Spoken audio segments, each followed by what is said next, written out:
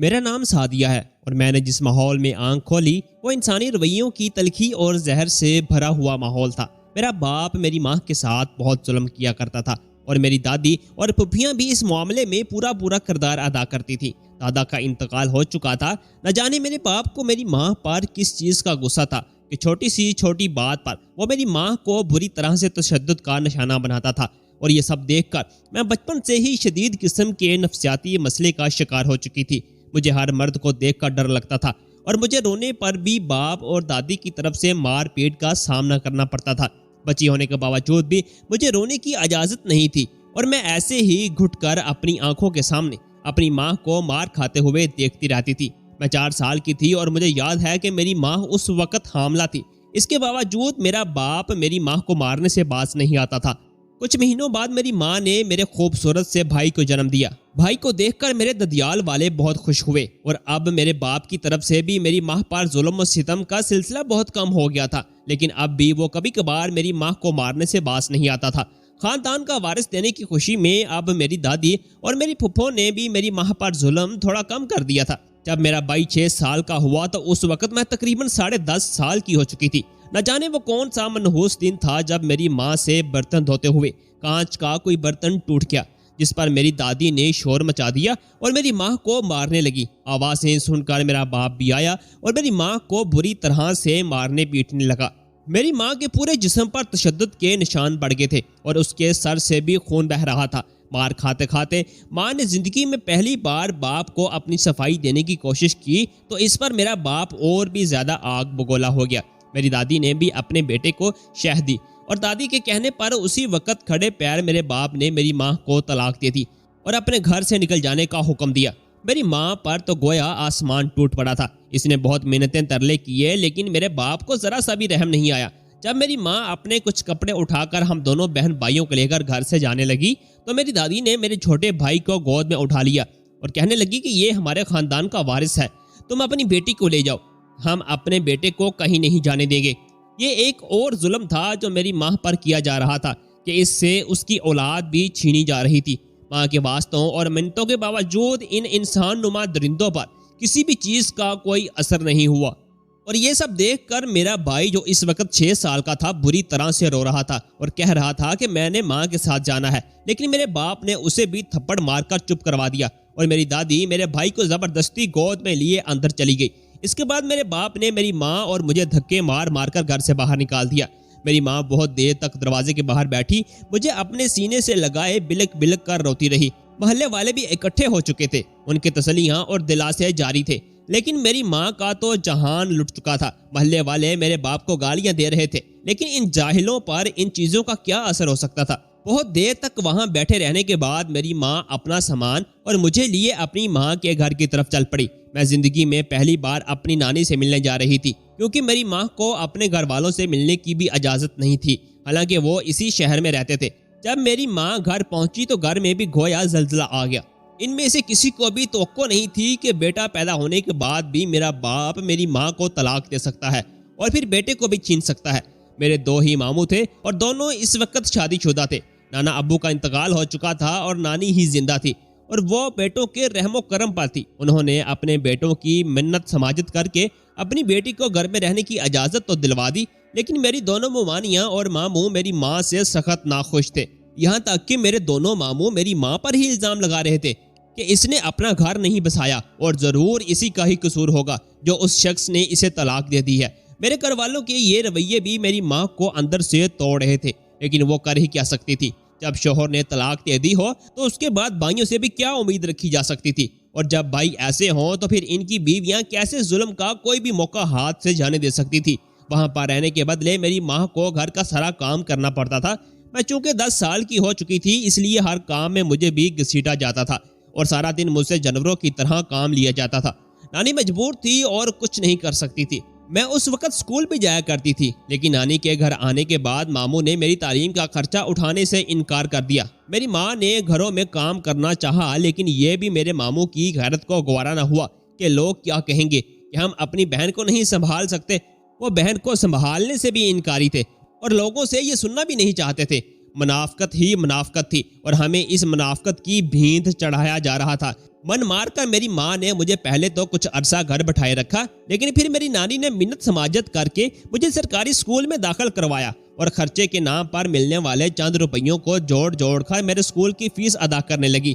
میری نانی نے جا کر اسکول کے ہیڈ ماسٹر سے بات کی کہ مجھے یونیفارم اور کتابوں کی کمی کے باعث تنگ نہ کیا جائے۔ میں اس وقت 5ویں کلاس میں تھی۔ یوں روتے گھسیٹتے پڑھتے ہوئے مجھے 3 سال اور بیت کے اور میں 8ویں جماعت میں آ گئی۔ میں اب 13 سال کی ہو چکی تھی کہ ایک دن میری نانی بھی ہمیں چھوڑ کر اللہ کے پاس چلی گئی۔ نانی کے جاتے ہی میری ماں کا وجود تو اب گھر میں بالکل ہی بے مول ہو چکا تھا۔ سارا دن گدھوں کی طرح میری ماں گھر کے کام کرتی رہتی اور میری ممانی میری ماں پر ہاتھ اٹھانے سے بھی نہیں چوکتی تھی، حتیٰ کہ میرے ماموں بھی اپنی بہن پر ہاتھ اٹھانے لگے تھے اور مجھے بھی ذرا سی بات پر مار پیٹ کا نشانہ بننا پڑتا تھا۔ میری ممانی اب گھر میں ہمیں بالکل بھی برداشت کرنے کو تیار نہیں تھی اور یوں ایک دن میرے ماموں نے زبردستی میری ماں کی شادی ایک رنڈوے مرد سے کروا دی، جس کا پہلے سے ہی مجھ سے بڑا بیٹا تھا۔ ماں ساری صورتحال میں کچھ نہیں کر سکتی تھی اور یوں وہ مجھے لیے اپنے نئے شوہر کے پاس آ گئی۔ میرا سوتیلا باپ بہت اچھا تھا اور اس نے ہم سے کسی قسم کا کوئی بھی فرق نہیں رکھا۔ بالخصوص اس نے مجھے بیٹیوں والا پیار دیا، کیونکہ اس کا بس ایک ہی بیٹا تھا اور جو مجھ سے 3 سال بڑا تھا۔ اسے پڑھنے لکھنے میں کوئی دلچسپی نہیں تھی اور وہ سارا دن آوارہ گردی ہی کرتا تھا۔ میرے سوتیلے باپ نے میرا بہت ساتھ دیا اور مجھے سرکاری اسکول سے ہٹا کر ایک اچھے اسکول میں داخل کروایا۔ میں تو دیکھ کر حیران ہوتی تھی کہ کہاں میرا اپنا باپ میری قدر ہی نہیں کرتا تھا اور میری ماں کو بھی مارتا پیٹتا تھا، اور میرا سوتیلا باپ تو میری ماں کو رانیوں کی طرح رکھتا تھا اور مجھے بھی شہزادی سمجھتا تھا۔ اس دنیا میں انسانوں کو کتنے رنگ ہوتے ہیں، یہ سب میں آہستہ آہستہ جان رہی تھی۔ اب تک میں نے رشتوں کی ناقدریاں ہی دیکھی تھی اور پہلی بار کسی گھر میں عورت کی قدر ہوتے ہوئے دیکھ رہی تھی۔ میرے سوتیلے باپ کی مہربانی سے میں دل لگا کر پڑھ رہی تھی اور اس وقت گریجویشن کر رہی تھی جب میری زندگی میں ایک اور حادثہ برپا ہوا۔ میرے اس سوتیلے بھائی نے کبھی بھی ہم دونوں ماں بیٹیوں کو دل سے قبول نہیں کیا تھا، لیکن وہ اپنے باپ کی وجہ سے چپ رہتا تھا۔ ہمیں دیکھ کر ناک بھون چڑھانا اور ہم سے بات نہ کرنا اس کی عادت بن چکی تھی۔ اس کے باپ نے اسے کئی بار اس بات پر مارا پیٹا بھی تھا، لیکن چونکہ وہ جوان خون تھا اس پر اس چیز کا کوئی اثر نہیں ہوتا تھا۔ میں اس وقت 21 سال کی تھی اور میرا گریجویشن کا دوسرا سال چل رہا تھا جب ایک دن میری ماں اور باپ ایک حادثے کا شکار ہو گئے۔ وہ موٹر سائیکل پر بازار جا رہے تھے کہ ایک تیز رفتار کار نے انہیں ٹکر مار دی اور موٹر سائیکل بے قابو ہو کر روڈ کی سائڈ پر کھڑی ایک ٹرالی سے جا ٹکرایا۔ میری ماں اور باپ دونوں کا موقع پر ہی انتقال ہو گیا۔ یہ قیامت تھی جو میرے سر پر آ پڑی تھی۔ اب میرے سر پر میرے سوتیلے بھائی کے علاوہ اور کوئی بھی نہیں تھا۔ مجھے سمجھ نہیں آ رہی تھی کہ اب زندگی میرے ساتھ کیا سلوک کرنے والی ہے۔ باپ کی موت کے بعد میرا بڑا بھائی جو اس وقت تقریباً 25 سال کا تھا، اس نے مجھے مارنا بھی شروع کر دیا اور گالیاں بھی دینے لگا۔ میں خاموشی سے سب کچھ سہتی رہی کیونکہ میرے پاس اس کے سوا اور کوئی چارہ بھی نہیں تھا۔ وہ ہمیں ماں بیٹیوں کو اپنے گھر پر آنے والے اس حادثے کا ذمہ دار سمجھتا تھا اور مجھے منحوس کہا کرتا تھا۔ میری تو زندگی میں پہلے بھی کوئی قدر نہیں تھی، لیکن میرے سوتیلے باپ نے مجھے شہزادی بنا کر رکھا تھا اور اب میرے بھائی نے ایک دم سے مجھے آسمان سے اتار کر زمین پر پٹک دیا تھا۔ میں تو اسے اپنا بھائی ہی سمجھتی تھی، بھلے ہی وہ سوتیلا تھا، لیکن اس نے مجھے کبھی بھی اپنی بہن تسلیم نہیں کیا تھا۔ باپ کی وفات کے بعد میرے سوتیلے باپ کی وہ چھوٹی سی کریانے کی دکان میرے بھائی کے قبضے میں آ گئی، جس نے ساری زندگی کوئی کام ہی نہیں کیا تھا۔ اب چونکہ سر پر روکنے ٹوکنے والا باپ موجود نہیں تھا تو وہ آہستہ آہستہ بری صحبت کا شکار ہوتا چلا گیا اور ایک ہی سال میں جوئے جیسی لت میں پڑ کر اس نے وہ پوری دکان برباد کر دی، یہاں تک کہ وہ گھر بھی بیچنا پڑا۔ اب ہم اسی گھر میں جو میرے سوتیلے باپ کی ملکیت تھا بطور کرایہ دار رہ رہے تھے، لیکن میرے بھائی نے ان سب سے کوئی سبق نہیں سیکھا تھا اور اس کے جوئے کا سلسلہ برابر جاری تھا۔ گھر کے حالات ایسے ہو چکے تھے کہ اب کئی دن کھانے پینے کو بھی کچھ نہیں ملتا تھا۔ میری گریجویشن مکمل ہو چکی تھی اور اب مجھے اپنے رزلٹ کا انتظار تھا۔ گھر کے حالات سے مجبور ہو کر میں نے بھائی سے جاب کرنے کی اجازت مانگی تو اس نے مجھے اجازت تو دے دی، لیکن میری طرف دیکھنا بھی گوارا نہیں کیا۔ نیکسٹ اسکول میں بطور ٹیچر بھرتی ہو گئی۔ وہاں پر میری تنخواہ تو اچھی تھی، لیکن مجھے ڈر تھا کہ میری تنخواہ کو بھی میرا بھائی جوئے کی لت میں اڑا دے گا۔ ابھی تک یہ میرا ڈر ہی تھا اور یہ ڈر بے وجہ بھی نہیں تھا۔ جو میں سوچ رہی تھی ویسا ہی ہوا اور جب مجھے پہلی تنخواہ ملی تو وہ سارے پیسے مجھ سے میرے بھائی نے چھین لیے، بلکہ وہ ان پیسوں کو دیکھ کر بھی غصے میں آ گیا اور کہنے لگا کہ پورے مہینے کی محنت کے بدلے اتنے تھوڑے پیسے کیوں لائی ہو۔ میں اسے بھلا کیا کہتی جو بالکل ہی بے حس اور بے غیرت ہو چکا تھا اور اسے کسی بھی بات سے کوئی فرق نہیں پڑتا تھا، اس لیے میں خاموش رہی۔ جب میرے پورے مہینے کی محنت میرے بھائی نے چھین لی تو میں نے ساتھ ہی ساتھ ٹیوشن پڑھانے کا سلسلہ بھی شروع کر دیا۔ اب ٹیوشن والے بچوں کو میں نے کہہ دیا تھا کہ وہ مجھے گھر میں فیس نہ دے۔ میں نے ان ٹیوشن پڑھنے والے بچوں کے ماں باپ سے بات کی اور انہیں اپنی فیس کے بدلے گھر کا تھوڑا بہت راشن دینے کا کہہ دیا تھا تاکہ میرے گھر کا سلسلہ چلتا رہے۔ تنخواہ کا بھی میں نے یہ حساب رکھا کہ اگلے مہینے سے میں نے آدھی تنخواہ ایک کمیٹی میں دینا شروع کر دی اور آدھی تنخواہ ہی گھر لانے لگی۔ میں نے بھائی کو نہیں بتایا تھا کہ میں نے اب ایسا کرنا شروع کر دیا ہے۔ اسے بس اتنا ہی کہا تھا کہ کالج والوں نے مالی معاملات کی وجہ سے تنخواہ کم کر دی ہے۔ اس پر میرے بھائی کو غصہ تو بہت آیا، لیکن مفت کے ہاتھ آتے پیسے اسے پورے نہیں لگ رہے تھے۔ میں نے بینک میں اپنا اکاؤنٹ کھلوا لیا تھا اور 2-3 کمیٹیوں کے پیسے جو مجھے ملے تھے اب وہ وہاں پر جمع ہو رہے تھے۔ میں جانتی تھی کہ میرے بھائی سے مجھے کچھ بھی نہیں ملے گا، اس لیے میں نے اپنے لیے جو کچھ بھی کرنا تھا اپنے ہی بل بوتے پر کرنا تھا۔ مجھے جاب کرتے ہوئے 3 سال ہو چکے تھے اور ٹیوشن کی مدد سے آنے والے راشن کی وجہ سے گھر کا کھانا پینا چل رہا تھا۔ بچے کچے پیسوں سے میں گھر کا کرایہ بھی ادا کر دیا کرتی تھی۔ میرا بھائی بالکل ہی بغیرتی سے اپنی ہی بہن کی کمائی پر پل رہا تھا اور اس کمائی کو بھی جوئے میں اڑا رہا تھا۔ یہ سلسلہ جاری رہا یہاں تک کہ میرے بھائی کے سر پر بہت سارا قرضہ چڑھتا چلا گیا۔ میں اسے اپنا بھائی ہی مانتی تھی اور اس کا خیال بھی رکھتی تھی، لیکن میرا بھائی مجھ سے گالی کے بغیر بات ہی نہیں کرتا تھا۔ میری بھی مجبوری تھی کیونکہ اب اس سے بھری پوری دنیا میں میرا کوئی بھی نہیں تھا جو میرے سر پر ہاتھ رکھتا۔ قرضے کی وجہ سے بھائی اب زیادہ تر گھر میں ہی رہنے لگے اور اسے جوا کھیلنے کے لیے پیسے ہی نہیں ملتے تھے۔ میرے ہر مہینے آنے والے تھوڑے بہت پیسے قرضوں کی مد میں ہی چلے جاتے تھے، پھر بھی بھائی ادھر ادھر سے قرضے پکڑ کر جوا کھیلتا رہتا تھا۔ گھر میں رہنے کی وجہ سے اب وہ مجھے کئی بار تشدد کا نشانہ بھی بنا چکا تھا۔ آخر ایک دن ساری حدیں پار ہوگی جب جوئے خانے کے گنڈے اپنا قرضہ وصول کرنے کے لیے گھر کے دروازے پر آ پہنچے۔ جب بھائی نے ان سے مہلت مانگی تو وہ بھائی کو مارتے پیٹتے اندر گھس آئے اور ان کی نظر مجھ پر پڑ گئی۔ انہوں نے مجھے بھی بالوں سے پکڑ لیا اور بھائی سے کہنے لگے، اگر قرضہ نہیں دے سکتا تو پھر اپنی بہن ہمارے حوالے کر دے۔ میں بے شک اس کی سوتیلی بہن ہی تھی، لیکن یہ بات سن کر بھائی کو غصہ آیا، وہ ان سے لڑنے لگا۔ انہوں نے بھائی کو دھمکی دی کہ اگر تم نے 1 مہینے میں پیسے واپس نہ کیے تو ہم تمہاری بہن کو اٹھا کر لے جائیں گے اور تمہیں بھی گولی مار دیں گے۔ یہ کہہ کر وہ لوگ چلے گئے۔ پہلی بار میں نے بھائی کے اوپر گزرنے والی مصیبت کا اندازہ کیا اور میرے اندر کی بہن کی محبت بیدار ہوگی اور میں نے اپنی زندگی کی سب سے بڑی غلطی کر بیٹھی۔ میں نے بھائی سے پوچھا کہ قرضے کی رقم کتنی ہے تو پہلے تو اس نے میرا مذاق اڑایا اور مجھے گالیاں دینے لگا، پھر ایک دم سے تھک ہار کر زمین پر بیٹھ گیا اور مجھ سے نفرت تو کرتا تھا لیکن جانتا تھا کہ میں اس کی ذمہ داری ہوں۔ بے شک وہ اپنی ذمہ داری نبھا نہیں رہا تھا۔ بھائی کہنے لگا کہ پیسے بہت زیادہ ہیں، تم اتنے پیسے نہیں لا پاؤ گی۔ میں نے پھر بھی ضد کرتے ہوئے بھائی سے پوچھا، نہیں تو مجھے بتاؤ قرضے کی رقم کتنی ہے، میں کوشش کروں گی کہ کہیں سے پیسے لے کر تمہیں دے دوں۔ میں جان بوجھ کر بھائی کو اپنے بینک اکاؤنٹ اور کمیٹیوں کے جمع ہونے والے پیسوں کا نہیں بتانا چاہتی تھی کیونکہ پھر وہ سارے ہی پیسے لے لیتا۔ پھر بھی بھائی سے یہ کہنا میری زندگی کی سب سے بڑی غلطی تھی۔ بھائی نے مجھے بتایا کہ قرضے کی رقم 5 لاکھ ہے۔ اس وقت میرے اکاؤنٹ میں تقریباً 12 لاکھ کی رقم موجود تھی جو میں نے اپنے مستقبل کے لیے جمع کی تھی اور پرائیویٹ ماسٹرز کے امتحانات کی تیاری بھی کر رہی تھی۔ میں نے بھائی سے کہا کہ بھائی اگر تم وعدہ کرو کہ آئندہ جوا نہیں کھیلو گے تو میں تمہارا یہ قرضہ چکانے کی کوشش کر سکتی ہوں۔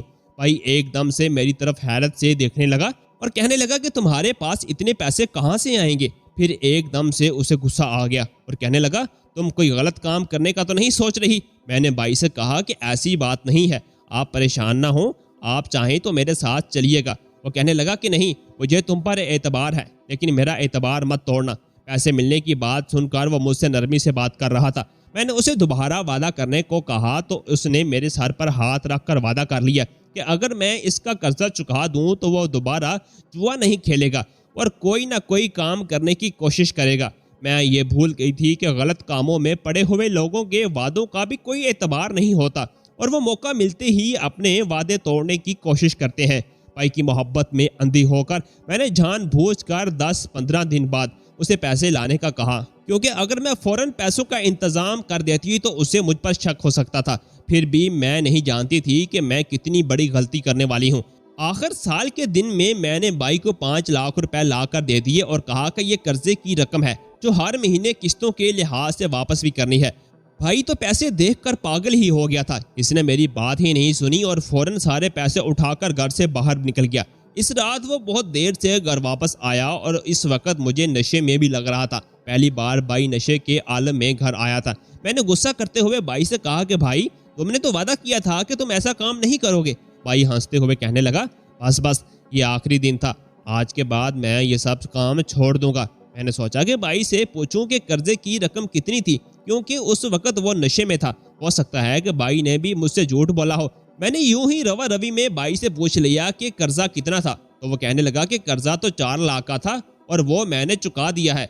1 लाख का मैंने दाव खेला है, जिसमें मैं ज्यादातर पैसे तो हार गया हूँ और अब मेरे पास 10,000 बचे हैं। ये सुनकर मेरे तो गुस्से की हद ही नहीं रही। मैं गुस्से से उठकर भाई पर चीखने चलाने लगी कि तुमने मेरी इतनी मेहनत से जमा किए हुए पैसे खर्च कर दिए।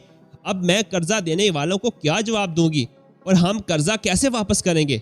मेरे गुस्सा करने और चीखने चलाने पर भाई, जो पहले ही नशे के आलम में था, वो उठ खड़ा हुआ और मुझे बालों से पकड़कर मारने लगा और कहने लगा कि तुम्हारी इतनी जरूरत कि तुम मेरे सामने जुबान चलाओ। तुम चुप करके अपना काम करो और मुझे अपना काम करने दो। तुम जॉब कर रही हो और कर्जा भी तुमने ही लिया है। तुम ही अपनी तनख्वाह के पैसों से ये कर्जा चुका देना। मैंने मार खाते हुए भाई से कहा कि वो पैसे भी तुम छीन लेते हो। ये सुनकर भाई ने मेरे मुंह पर एक और थप्पड़ मारा और कहने लगा, मुझसे ज्यादा जुबान चलाने की जरूरत नहीं। उस दिन भाई ने नशे के आलम में मुझे बहुत मारा, यहाँ तक कि वो मुझे मारते मारते खुद ही थक गया और फिर चारपाई पर पड़कर सो गया। मुझे लग रहा था कि मैं किसी जानवर के चुंगल में आ फंसी हूँ। मुझे अब अपनी गलती का एहसास हो चुका था और मेरे जमा शुदा पैसों में से एक बड़ी रकम भाई उड़ा चुका था। लेकिन यह भी गनीमत थी कि मेरी इज्जत महफूज थी, वरना उन गुंडों से कुछ बाईद नहीं था कि वो अपने पैसे हासिल करने के लिए मेरी इज्जत पर भी हाथ डाल देते। ये सब कुछ अब मेरी बर्दाश्त से बाहर होता जा रहा था, लेकिन मैं अब कुछ करने की पोजीशन में नहीं थी। सुबह जब भाई उठा तो उस वक्त वो नशे के चुंगल से निकल चुका था। इसने मुझे देखा तो उसे रात की सारी बात याद आ गई। मेरे पूरे चेहरे पर थप्पड़ों के निशान थे। मेरा पूरा जिस्म बुरी तरह से दुख रहा था, यहाँ तक कि मेरी कलाइयों पर भी नील के निशान थे। भाई की आंखों में थोड़ी देर के लिए शर्मिंदगी झलकी तो मैंने मौका गनीमत जानते हुए रोते हुए भाई से कहा कि भाई अल्लाह का वास्ता है, तुम जुआ छोड़ दो, अभी वक्त है, सुधर जाओ। भाई खामोश रहा और चुपचाप उठकर बाहर निकल गया। इस दिन वो जल्दी ही घर वापस आया और आकर थका हारा बिस्तर पर लेट गया।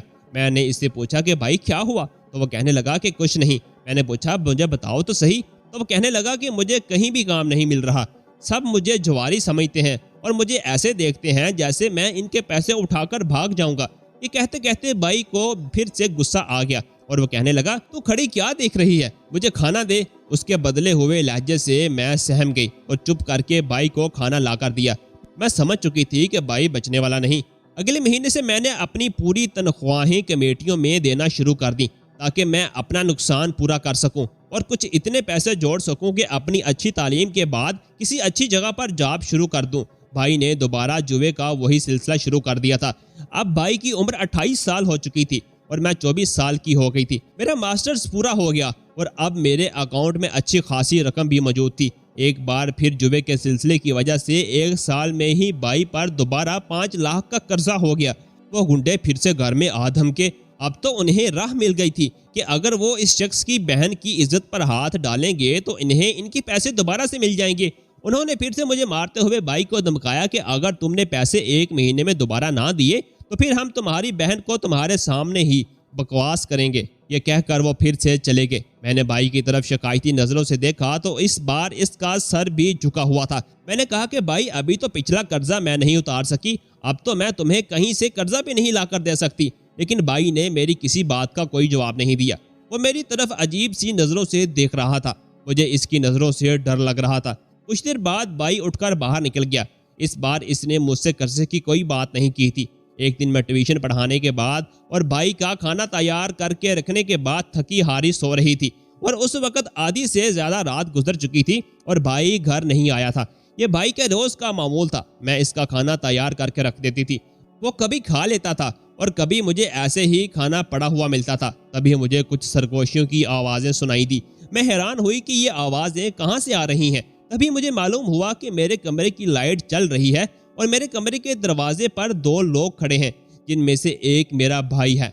मैं बहुत डर गई थी और सोने की एक्टिंग करते हुए इनकी बातें सुनने लगी। भाई उस शख्स को कह रहा था कि देख लो यही है वो लड़की। यह कहकर इसने दूसरे शख्स की तरफ देखा तो वो नहायत ही भूखी नजरों से मेरी तरफ देख रहा था।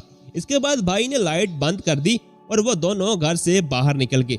मैं दबे कदमों उठी और घर के दरवाजे तक आई तो वो दोनों घर के दरवाजे के बाहर खड़े बातें कर रहे थे। इस शख्स ने भाई से वादा किया कि मैं तुम्हें 15 लाख दूंगा, बस तुम किसी दिन इस तरह अपनी बहन को कोई नशा देकर बेहोश कर दो और उसे यहाँ से ले जाना मेरा काम है। ये सुनकर मेरे पूरे जिस्म में सर्द लहरें दौड़ गईं कि कल तक मेरी इज्जत के लिए इन गुंडों से लड़ने वाला भाई आज मुझे ही फरोख्त करके पैसे कमाना चाह रहा है। मेरे पूरे वजूद में नफरत की चिंगारियां भड़क उठी, लेकिन मैं जानती थी कि मैं कमजोर और लड़की ज़ात हूँ और कुछ नहीं कर सकती। भाई उस शख्स से कह रहा था कि ठीक है तुम कल ही आ जाओ, इसको तो बेहोश करना कोई मसला ही नहीं, मैं तो इसे मार पीट कर बेहोश कर दूंगा। मैं समझ गई कि अब मेरी इज्जत की कोई खैर नहीं। इसके बाद वो शख्स चला गया और भाई भी वापस आकर लेट गया। मैं इससे पहले ही अपने कमरे में जा चुकी थी। वो मेरी पूरी रात बेचैनी से करवटें बदलते हुए गुजरी। अगले दिन मैं कॉलेज गई तो मैंने मिन्नत समाजत करके जितने पैसे अब तक कमेटियों की मद में जमा कराए थे वो कमेटियां निकलने से पहले ही वापस ले लिए और जुर्माने के तौर पर कुछ रकम भी अदा कर दी। वो सारे पैसे मैंने अपने बैंक अकाउंट में जमा करवा दिए। अब मैं इस घर से भागना चाहती थी जहां पर मेरी इज्जत और जिंदगी की बोली लग रही थी। घर जाते हुए रास्ते में मैं एक मेडिकल स्टोर पर रुकी और वहां से अपने मंसूबे को पूरा करने के लिए कुछ चीजें ली। घर वापस आई तो भाई घर में ही बैठा हुआ मेरा इंतजार कर रहा था। आज इसका लहजा मामूल से कहीं ज्यादा नरम था, मुझसे नॉर्मल ही बात कर रहा था। मैं जानती थी कि ये सब कुछ दिखावा और धोखा है। भाई कहने लगा तुम खाना बनाओ, मैं तुम्हारे लिए दूध जलेबी लेकर आता हूँ। ये जिंदगी में पहली बार था कि भाई ने मुझे बाहर से कुछ ला कर देने का कहा। मैं सब समझ रही थी लेकिन भाई को शक में डालना भी मुनासिब नहीं था। मैंने कहा कि ठीक है भाई तुम ले आओ, मैं इतनी देर में खाना तैयार करके लगाती हूँ, फिर बैठकर खाना खाते हैं। मैंने इस दिन आलू गोश्त का सालन पकाया क्योंकि वो भाई को बहुत पसंद था और भाई के लिए सालन भी अलग निकाल दिया। कुछ देर बाद भाई भी घर आ गया। इसके हाथ में दूध जलेबी के 2 पैकेट थे। इसने एक पैकेट अपने पास रखा और दूसरा मुझे देकर कहने लगा कि जाओ उसे निकाल लो, खाने के बाद खाएंगे। मैं समझ गई कि इस दूध जलेबी में लाजमी नशे की दुआ होगी, लेकिन मैंने इस पर कुछ भी जहर नहीं होने दिया और मैं इसे निकाल लाई। फिर हमने खाना खाया और खाने के फौरन बाद ही भाई आगे पीछे होकर झूमने लगा। यूं लग रहा था जैसे वो शदीद नशे के आलम में हो। यूं ही सर चकराते हुए वो अपने सर को थाम कर जमीन पर बैठ गया और कहने लगा कि ये मुझे क्या हो रहा है। दरअसल भाई के सालन की कटोरी में मैंने एक नशा आवर गोली पीस कर मिला दी थी जिसका नशा बहुत ही तेज था।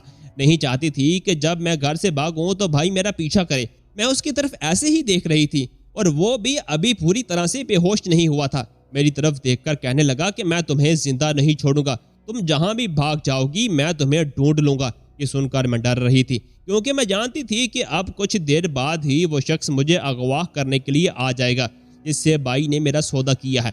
मैं खामोश खड़ी रही और भाई यूं ही उल्टी सीधी बातें करते हुए बेहोश हो गया।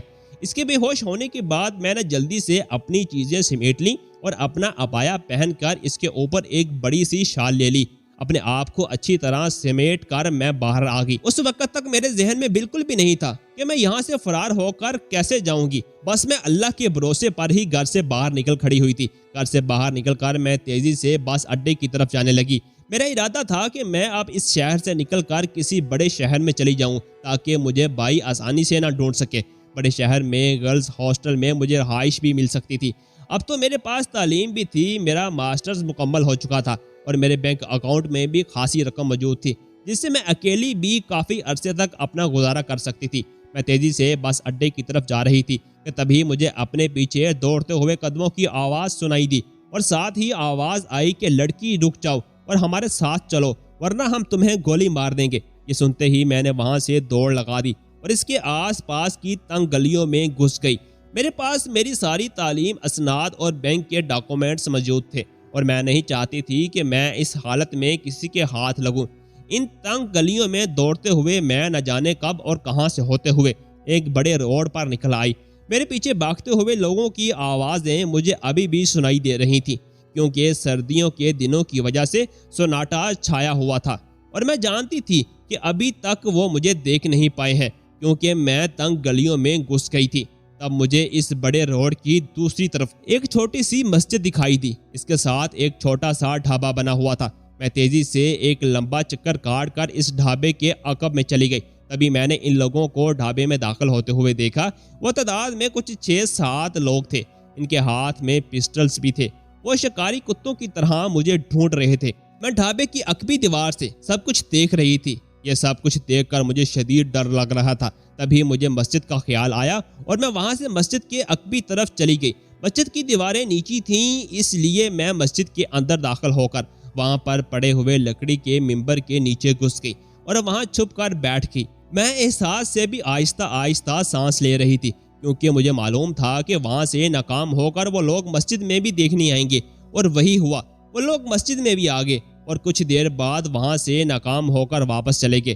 جب میں وہاں سے نکلنے کا ارادہ کر رہی تھی تو مسجد کے دروازے کے سامنے ایک ٹرک آ کر رکا۔ میں ڈر کے مارے پھر دبک گئی۔ اس ٹرک میں سے بس ایک آدمی ہی نیچے اترا۔ حلیے سے وہ کوئی ڈرائیور ہی لگ رہا تھا۔ وہ سرخ اور سفید رنگ اور قد دراز کا خوبصورت شخص تھا۔ میں بھی تقریباً ایسی ہی تھی۔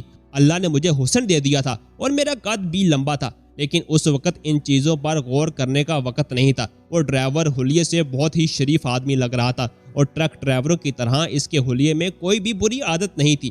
مسجد کے اندر آ کر اس شخص نے اپنے جوتے وغیرہ اور جیکٹ اتاری اور وضو خانے کی طرف چلا گیا۔ میں مسجد کی دیوار کی اوڑ لیتے ہوئے باہر نکل آئی۔ تبھی میری نظر اس کے ٹرک پر پڑی جس پر اس بڑے شہر کا نام لکھا ہوا تھا، جہاں جانے کا میرا پروگرام تھا۔ میں نے ادھر ادھر دیکھا تو مجھے کوئی نظر نہیں آیا۔ اس کے بعد میں چپکے سے ٹرک میں چڑھی اور اس کے ڈاکومنٹس کا جائزہ لیا تو مجھے معلوم ہوا کہ یہ ڈرائیور واقعی اس بڑے شہر میں جا رہا ہے جہاں مجھے جانا تھا۔ تبھی میرے ذہن میں خیال آیا کہ مجھے ڈھونڈنے میں ناکام ہو کر وہ لوگ واپس بس اڈے پر بھی جائیں گے، اس لیے مجھے وہاں بھی خطرہ ہوگا۔ البتہ ٹرک کو کوئی بھی چیک نہیں کرے گا اور اس ٹرک میں آرام سے اس بڑے شہر تک جا سکتی تھی۔ لیکن مسئلہ یہ تھا کہ یہ ڈرائیور تو مجھے کسی بھی صورت ٹرک میں سوار نہ کرتا، اور میں مایوس ہو رہی تھی کہ تبھی ڈرائیور کی سیٹ کے پیچھے بنے ایک چھوٹے سے کیبن پر میری نظر پڑی۔ وہاں ایک بستر بچھا ہوا تھا۔ میں سمجھ گئی کہ یہ ٹرک ڈرائیور کے لیے راستے میں آرام کرنے کی خاطر بنایا گیا ہے۔ میں اس میں داخل ہوئی تو میں نے دیکھا کہ اس کی عقبی دیوار پر ایک اور چھوٹا سا دروازہ بنا ہوا تھا۔ میں نے اسے کھولا تو دیکھا کہ یہ ٹرک کا پچھلا حصہ ہے جہاں سامان لوڈ کیا جاتا ہے۔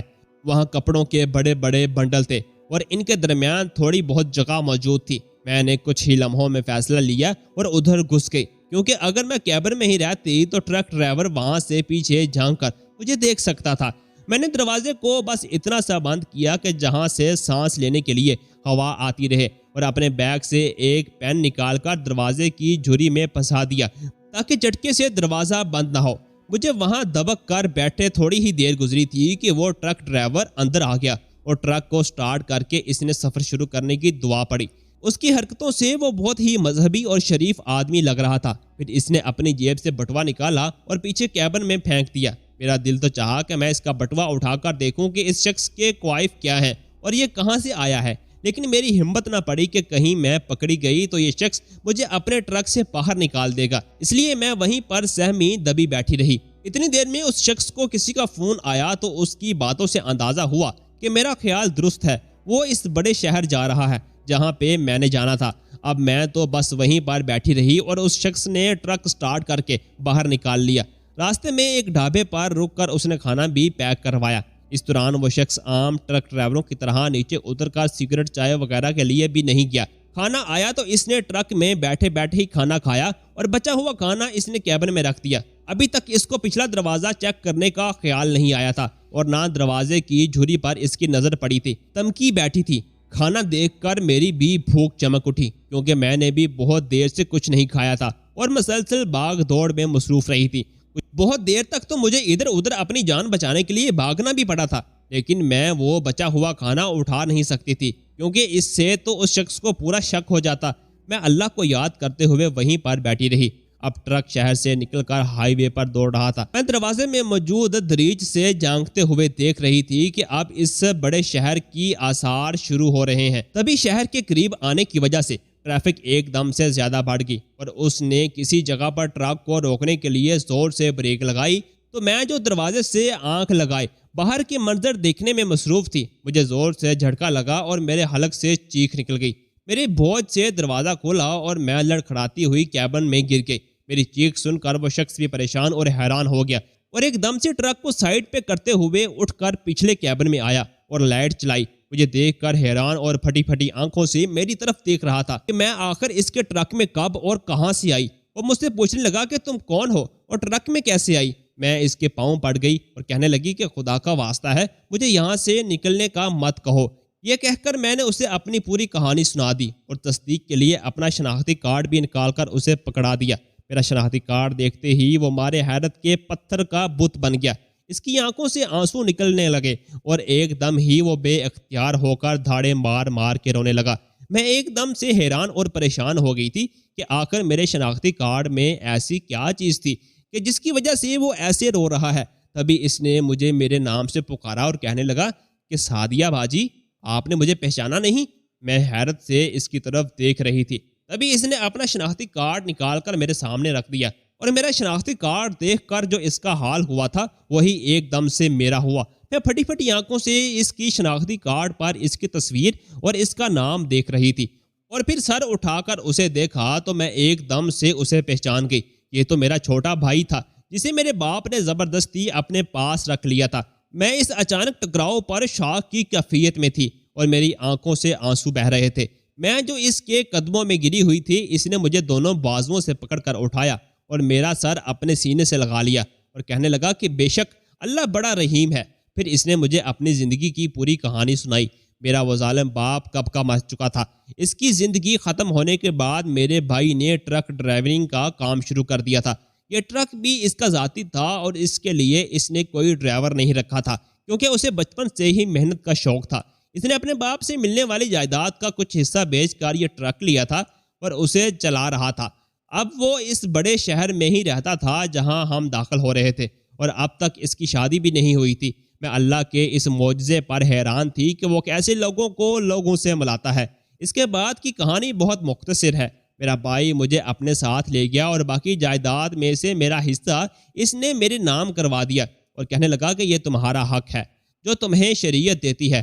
میرے باپ نے میرے بھائی کو بالکل بھی نہیں پڑھایا تھا جس کی وجہ سے وہ اس کام پر مجبور ہوا تھا۔ بھائی نے خوشی خوشی مجھے جاب کی اجازت بھی دے دی اور آج میں ایک سرکاری ادارے میں بہت اچھی پوزیشن پر فائز ہوں۔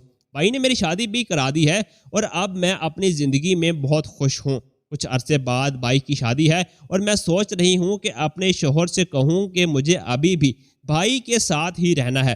میرا بھائی بہت اچھا ہے، اسی طرح میرا شوہر بھی بہت اچھا ہے۔ آج تک میرا بھائی میرے ساتھ ہی رہتا ہے کیونکہ مجھے اس حوالے سے دونوں طرف سے بے پناہ تعاون ملا۔ یہ تھی میری زندگی کی کہانی۔ آپ کو میری کہانی کیسی لگی اس بارے میں کومنٹس میں اپنی رائے سے ضرور آگاہ کریں۔ اگر آپ کو ہماری کہانی پسند آئی ہو تو ہمارے چینل کو لائک کریں اور سبسکرائب کر دیں۔ بیل نوٹیفیکیشن کو بھی آن کر دیں تاکہ ہماری آنے والی ہر مزیدار کہانی آپ کو وقت پر ملتی رہے۔ اللہ حافظ۔